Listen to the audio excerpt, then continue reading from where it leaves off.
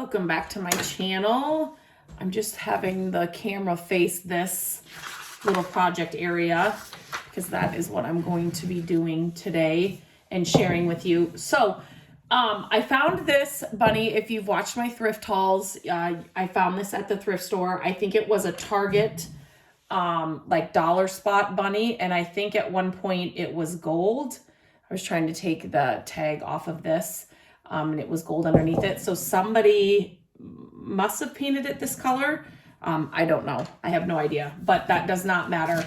It's just kind of a, I mean, it's not heavy duty or it's just a little statue, but I just wanted to share. I love thrift store makeovers. It's the best way to get the exact look you want for a lot less. And I have a brass bunny that stands up. If you've seen some of my decorating videos here, you will have seen it. And he kind of holds a bowl, and I always get questioned. He just looks really cool. He's brass. He's more heavy. It's like a metal. He's kind of, he's brass. He's just really cool. So I wanted to kind of mimic that look for a lot less. And so I've been looking for a little bunny statue like this. Perfect for spring, perfect for, it doesn't have to be Easter. Bunnies are perfect for spring and summer as well. So he could the statue that I'm talking about, he will be out all throughout. He will be through probably fall. I will leave him out. He's upstairs on a mantle right now. So the first thing I want to do is I want to cover him in a dark kind of chocolate brown. He's going to look like a chocolate bunny here in a minute. I am thinking that black would work as well if that's the color you have. And I'm just using craft paint for this part. If you've got black, I would think it would give the same look. You just want that dark color coming out underneath. These kinds of projects are my favorite too because they're little projects. They're not like a big furniture project or an entire room, and they don't take a lot of time to see the makeover completed. They're just the best. I always pick up, again, in one of my thrift hauls I shared here, these small paintbrushes. I always look in the craft section at my local thrift stores for, number one, stuff for our daughter who is extremely creative. She does all kinds of painting and drawing, and so I'm always looking for supplies for her. But I find a ton of stuff in the craft area, and whenever I find little brushes like this, I always pick them up if they're inexpensive. They're great for projects like this, but sometimes I have to, maybe I'm staining like a piece of furniture or just a small area on a piece of furniture, and I just need a little brush. And if you're staining, I'm gonna probably I'm throwing the brush out because you can't get the stain out. And so I just don't want to invest in, really expensive brushes, but yet you don't want to have the real cheap ones too, because they just fall apart when you're working. So whenever I'm at a yard sale, thrift store, and I can find some little brushes like this or big ones, it doesn't matter. I grab them because they're usually a lot cheaper.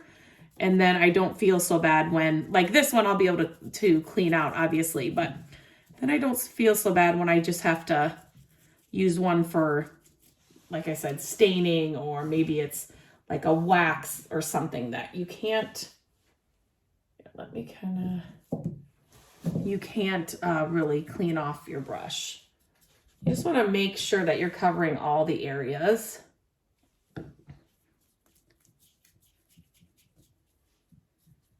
And if you have a child that loves to be creative,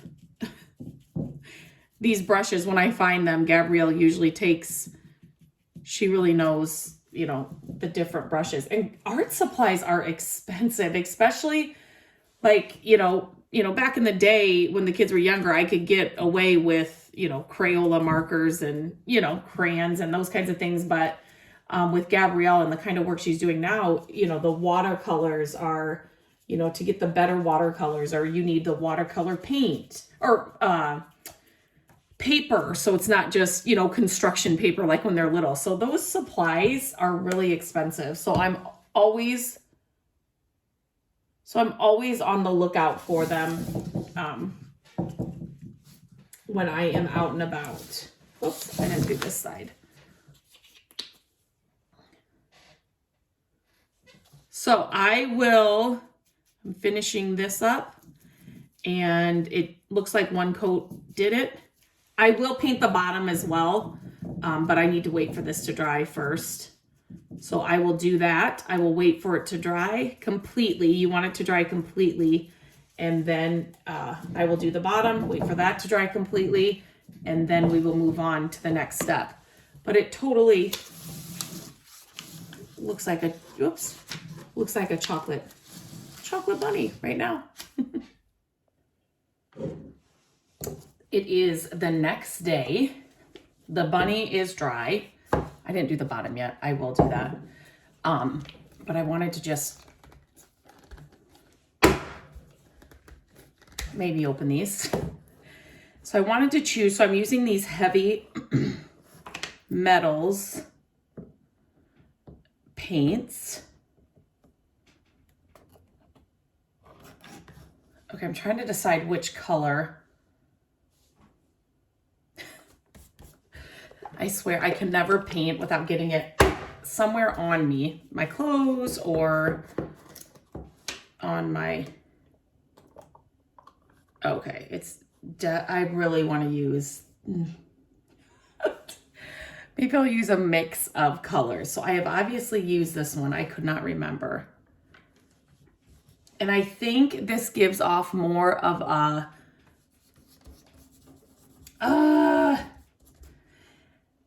I think to get it the color that I want to kind of match that bunny that I talked about that I have up, you know, already, I think I'm going to have to go with more of the gold. So I have kind of you can see here, it's kind of a soft bristled brush. It's not, what do I want to say? It's not like rigid.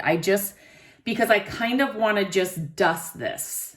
I want to do this in, you know, light layers. You can always add more paint. But because I do want that brown to kind of come through, right? And so can you see, I'm just taking it off the top here. The lighter I do it, like I said, I can always add more, which I definitely can tell I'm going to want to. But one thing I forgot to mention before is if you can find it doesn't have to be a bunny, right? It can be whatever you're doing. If you're doing this on a vase, if you're doing this on, you know, whatever, try and find something that has a lot of texture. So this rabbit has a lot of texture because that dark color is going to set in the indents of the texture. Does that make sense? And it's just going to make it look more authentic. If this was just a flat surface, you know, bunny, there was no texture on it at all, you wouldn't be able to see the dark brown as much. You might have to do some sanding or add some Vaseline on your like your dark coat color. And then I'm just going to shut this because I don't think I'm going to use this at all. I thought maybe I would use them both, but I'm not going to. Use some Vaseline on your brown color, you know, so that the top coat won't stick in certain areas. So it'd just be some extra work. But if you can find something with texture, it'll just be better. So.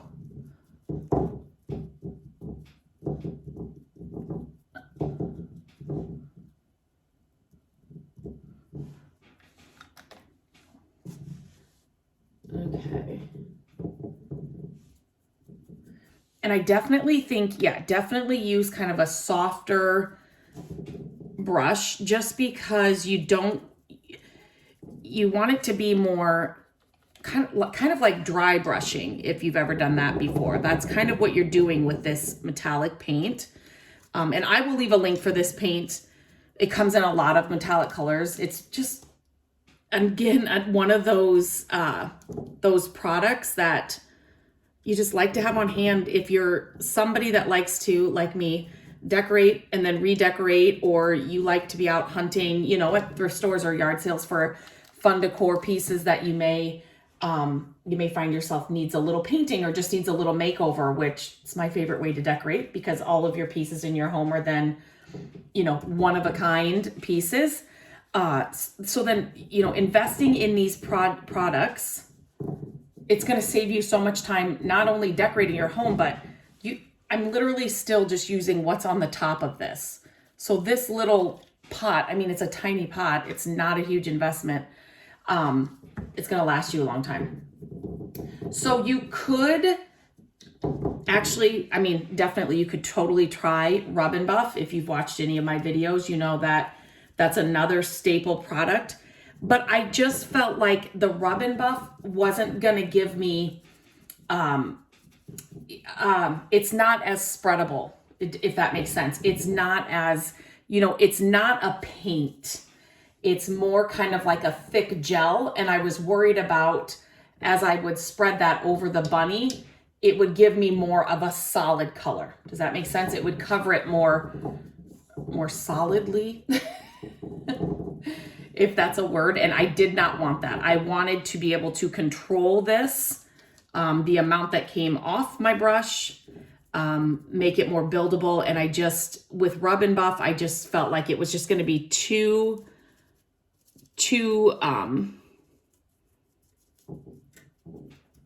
what do I want to say? Solid, if that makes sense. So I didn't want it to cover the brown paint like I think Rub and Buff would. So this paint is perfection for this kind of project and other projects, but this is exactly what I was going for. So, when you have, old brass pieces, especially for me, I love vintage brass. When it's, it's the patina of, you have dark spots on the old brass. It's kind of the look I'm going for with this little makeover.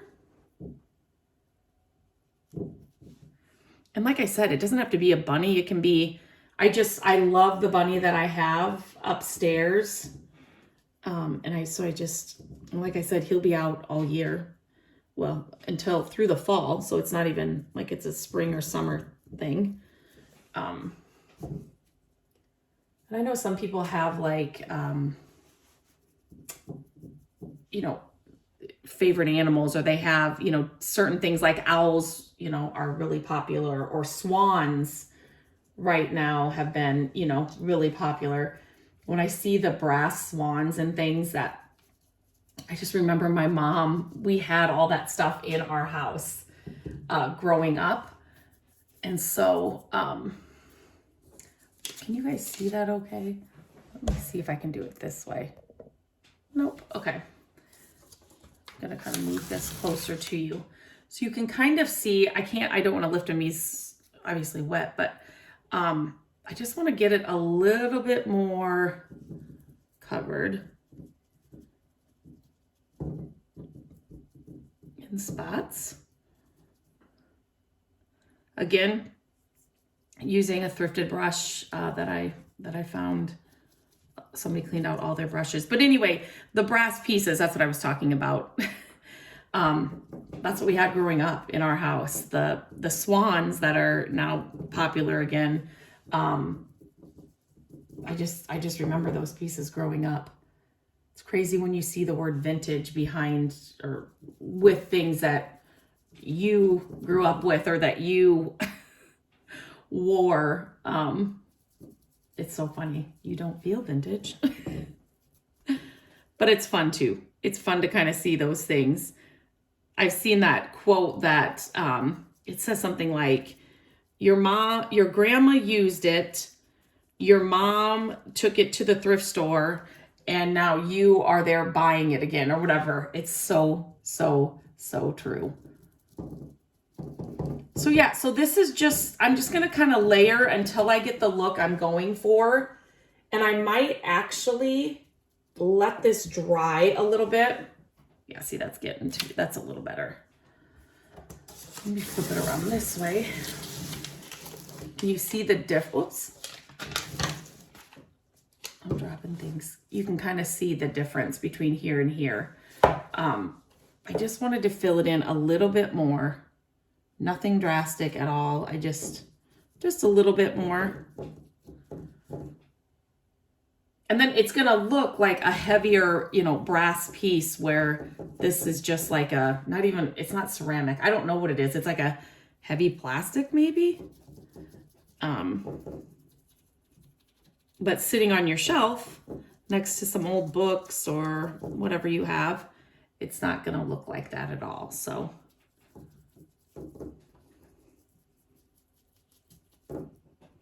I'm going to let this I'm just going to wait till it dries, and then I will kind of touch it up and come back on and share the end process.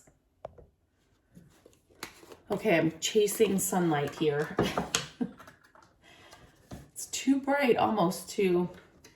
I do want to say that I did rinse out my paintbrush. I didn't know, sometimes when I've used metallic paints, I did rinse it out, and this came out really well. So that's amazing. That's a lot. I really like this metallic paint. It's a gilding paint. I really, really, really like this. So I will be using this a lot more. And like I said, it does come in other colors. So let me hold this up since it's dry. But do you see how you can kind of see the brown come through it? I'm just going to dabble it here and there. I like the way it looks right now. There's just a couple of areas that I feel are too, and when you have an old like brass piece, it's not perfect, right? Like the patina is not perfect. It's not perfectly covered. It's not perfectly.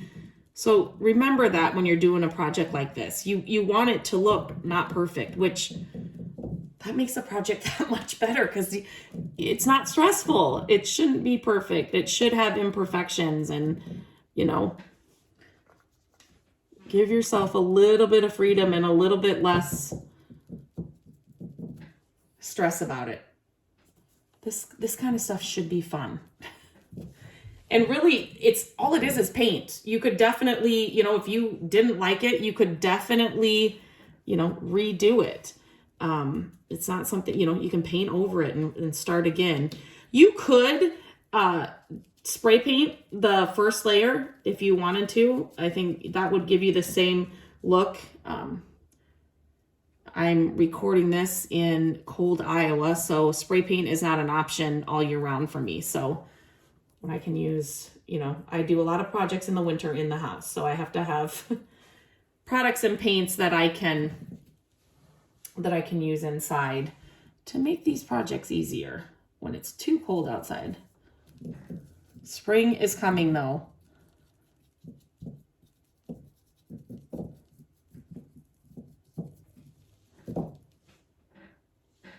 Okay.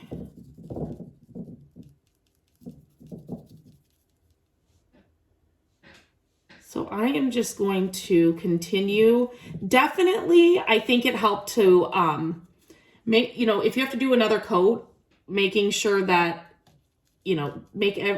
let it sit and dry, everything dry. Because I was kind of pulling paint off and, when it was wet. So when it's fully dry, then that doesn't happen. And you can gauge more where the paint needs to go, where you need a little bit more paint or a little bit less paint.